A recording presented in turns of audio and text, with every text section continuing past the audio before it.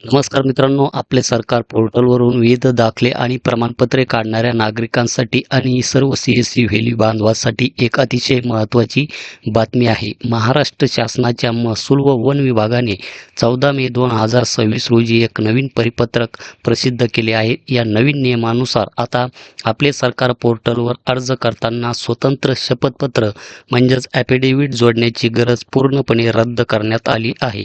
त्याऐवजी आता ऑनलाईन अर्जामध्ये स्वयं घोषणापत्र म्हणजेच सेल्फ डिक्लेरेशन स्वीकारले जाणार आहे.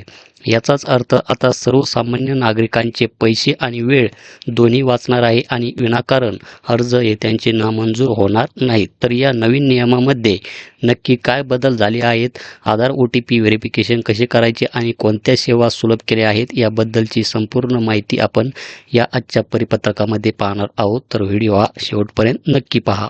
तर आपण येथे पाहू शकता दिनांक 14 मे 2026 परिपत्रक आहे. विषय आहे आपले सरकार पोर्टलवर दाखल होणाऱ्या सेवांसाठी प्रतिज्ञापत्राऐवजी घोषणापत्र घेण्याबाबत. महोदय, आपणास विदितच आहे की आपले सरकार पोर्टलवरील सेवांचे सुलभीकरण म्हणजे GPR करण्यात येत आहे. त्यानुसार पहिल्या टप्प्यात काही सेवांचे GPR करून अर्जामध्ये आवश्यक व कागदपत्रामध्ये सुधारणा करण्यात आलेली आहे.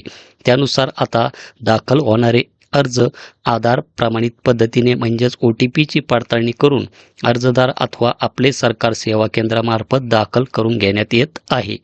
सदर अर्जासोबत स्वतंत्रपणे शपथपत्र घेण्याची तरतूद कमी करून स्वयं घोषणापत्र म्हणजे सेल्फ डिक्लेरेशन घेण्याची तरतूद ऑनलाईन अर्जामध्येच केली आहे. त्यामुळे अर्जदाराकडून अन्य पद्धतीने शपथपत्र घेण्याची मागणी करण्यात येऊ नये.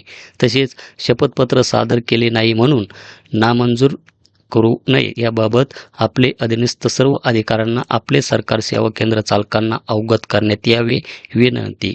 तर अशा प्रकारचे हे परिपत्रक मित्रांनो आपणास इथे पाहायला मिळत आहे. धन्यवाद.